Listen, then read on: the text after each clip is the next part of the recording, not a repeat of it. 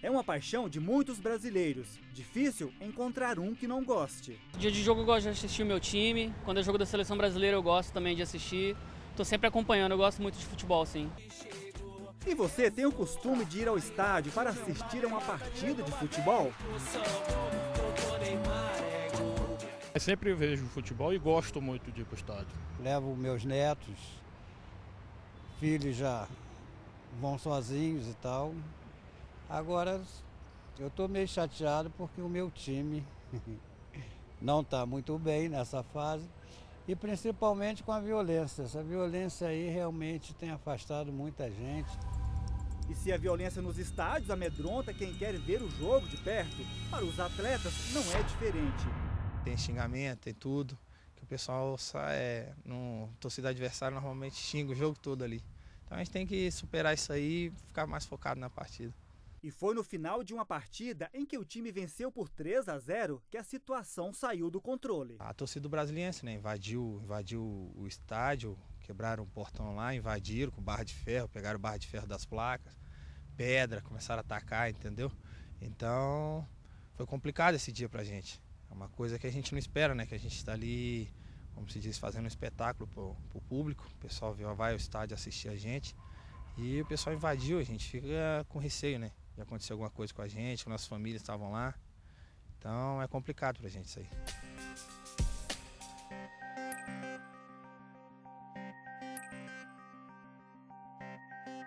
Na verdade, a violência nos estádios sempre existiu.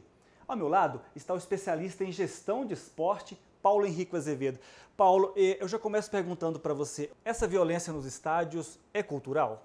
Nós encontramos ao longo da história da humanidade o esporte como sendo uma atividade violenta, seja por parte dos praticantes como por parte da plateia que estava envolvida nos estádios, desde a época da Grécia, de Roma, isso foi passando depois para os outros países, até chegar nos dias atuais, onde nós temos uma coibição, né, da violência, mas mesmo assim os resquícios estão presentes. Nós temos algumas imagens aqui de uma partida de futebol que aconteceu aqui em Brasília. Eu vou mostrar para você analisar com a gente.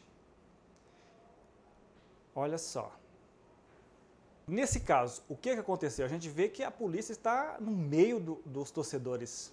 Atualmente, a Polícia Militar não atua dentro dos próprios estádios. Ela só é chamada quando alguma coisa acontece, algum ilícito, alguma violência que saia do controle da segurança que é privada, que ocorre dentro dos estádios. Então, quando iniciou o embate entre esses torcedores, é que a Polícia Militar foi chamada e adentrou o estádio. Muitas vezes ela adentra não no local específico onde está acontecendo, e ela é pega de surpresa também nessa situação. E é o que a gente pode observar nitidamente aqui. Ela entra num determinado local em que ela se vê diante de torcedores violentos de um lado e de outro. Quem são esses torcedores violentos? Normalmente são jovens de 14 a 25 anos, da classe média baixa ou média baixa, normalmente desempregados e com nível de escolaridade muito baixo. É semelhante ao que encontramos também nas vítimas. Como é a violência no Brasil, nos estádios, em relação a outros países? Bom, no Brasil, essa violência ela é pontual, mas ao mesmo tempo ela é permanente. Nós temos a violência acontecendo em diversos momentos por exemplo, na Europa nós encontramos essa violência e mesmo na África, de uma maneira mais de tragédia, em termos de tragédia. Você não percebe essa violência no cotidiano, mas quando ela acontece, ela causa um volume forte, né, de mortes, de feridos, como aconteceu em 1985 na Bélgica, com 38 mortos. No Peru, agora, há algumas décadas também nós tivemos mais de 300 pessoas mortas. Em abril deste ano, um caso de violência deixou o país perplexo. Em Recife, torcedores jogaram 2 vasos sanitários em direção a pessoas que passavam. Na verdade, o alvo era a torcida adversária. 4 pessoas foram atingidas. Paulo Ricardo Gomes da Silva, de 26 anos, morreu no local. 3 acusados foram presos e indiciados pela Justiça. No ano passado, o Conselho Nacional de Justiça aprovou uma recomendação que sugere aos tribunais de todos os estados a criação de juizados do torcedor para grandes eventos. Além desses 12 estados, os demais estados da federação também implantem o sistema de justiça relacionado aos dados do torcedor, para que a gente tenha isso funcionando de uma forma permanente, frequente, para que a gente possa contribuir para a diminuição da violência nos estádios. O conselheiro explica ainda que não basta criar tribunais nos estádios, é necessário uma fiscalização para o órgão funcionar realmente. Agora é importante que se diga que não é só a atuação do CNJ nesse contexto. É necessário que o Estado, através do seu aparelhamento, possa dar condições para isso. Porque não adianta nós instalarmos tão somente o juizado do torcedor e a polícia não está aparelhada para isso.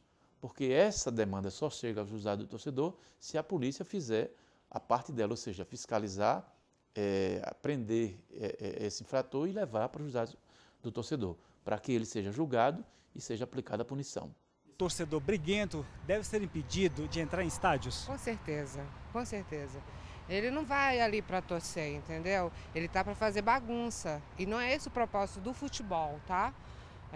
É o momento de unicidade de todas as torcidas, tem que se acabar com toda essa violência. Eu sou totalmente a favor da proibição desses torcedores. Eles não são torcedores. E para os brigões, o STJ tem mostrado que a justiça não fecha os olhos para esse tipo de comportamento.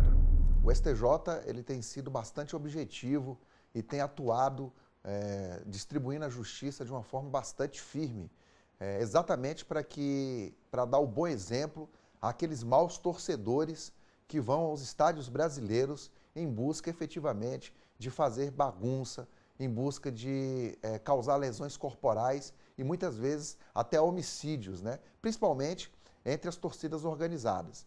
Então, um aviso muito forte que o STJ dá a esses cidadãos que não curtem efetivamente o esporte.